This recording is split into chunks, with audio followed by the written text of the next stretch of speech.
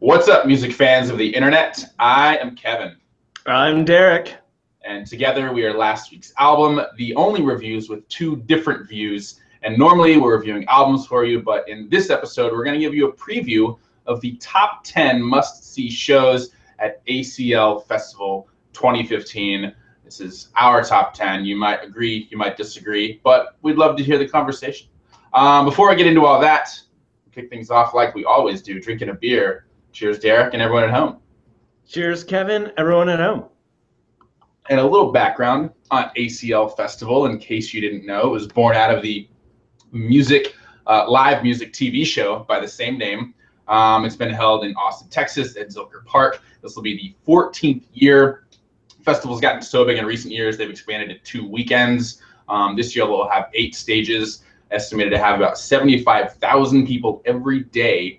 And weekend 1 will be October 2nd and 4th. Weekend 2 will be October 9th to 11th. And we're going to tell you our picks for must-see shows that are playing both weekends. So whether you're going weekend 1 or 2, hopefully this helps. Let's kick things off. We're going to go in chronological order here from Friday to Saturday to Sunday. So we will start on Friday with our number 1 pick, Leon Bridges, who will be playing at 4 o'clock on Friday. I sort of think this will be the perfect start to the festival. His set will probably be a little smooth, a little soulful, but still get sort of up and going in the afternoon time. And I personally, and Derek along with me, we've been trying to see this guy for a while. His sets at South by were impossible to get into. So I know I'm excited to try and see him for the first time. I think Derek is too. And for me, especially because he's from Fort Worth, him playing here in Austin should be really cool to see live.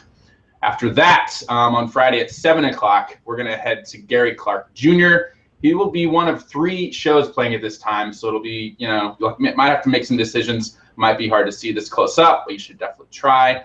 I've seen him a few times before. He always puts on a great show. His debut EP and LP both had some great jams. He's got a second album coming out here pretty soon, and so he'll probably be previewing some new songs, which will be exciting to see live and hear live.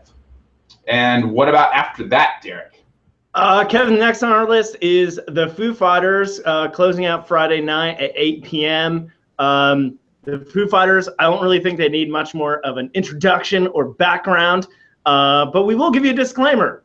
At least I will. I've always been a huge Foo Fighters fan, so I might explain why I'm kind of looking forward to see them. Another interesting thing about the Foo Fighters, Dave Grohl, Foo Fighter numero uno himself, broke his leg at a show in Europe a couple months ago, and he actually finished the show out with his foot in a soft cast. I'm looking for him to not break a leg this time, but put on a hell of a show. Story number 2, reason number 2, I'm looking forward to seeing the Foo Fighters. At an ACL of yesteryear, I remember seeing them about the same time as Band of Horses. And by that, I mean the Foo Fighters started playing right as a Band of Horses were trying to close out their set. And so more than anything, I'm excited to see the Foo Fighters and not at the expense of Band of Horses. And so that brings us into Saturday. Our first must-see show that day is Father John Misty at 2:30 p.m. The former Fleet Foxes drummer has released his sophomore full-length I Love You, Honey Bear, under this moniker back in February. In our review, we thought I Love You, Honey Bear maybe fell short of his debut Fear Fun, which had a ton of solid tracks.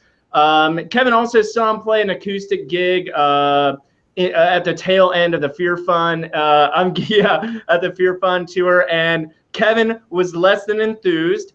And so I'm kind of excited to see if the ACL crowd provides energy for a great show.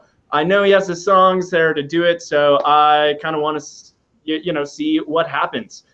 All right, so this brings us to Shakey Graves playing Saturday at 3:30 p.m. Austin's own Shakey Graves, might I add, released his sophomore album, And the War Came, back in October 2014. Kevin and I saw him play a packed show at South by Southwest 2014, at which time he really kind of upheld the reputation he built for playing intimate theatrical live shows. So I'm interested to see how this plays at ACL, pun intended. Yeah, after Shakey Graves on Saturday, we will head to Sturgill Simpson, who's playing right after him at 4:30 p.m. on Saturday. Got to see him earlier this year at Stubbs. which is a pretty big venue, but the ACL crowd should be even larger and rowdier, which should be really fun. They say this guy is saving country music. I won't comment on that, but I think he is making it both more accessible and more outlaw at the same time somehow. He sold out 3 nights in a row the last time he was here in Austin, so you definitely want to see him at ACL when and if you can this time around. What is next, Derek? We got Unknown Mortal Orchestra Saturday at 5:30 p.m.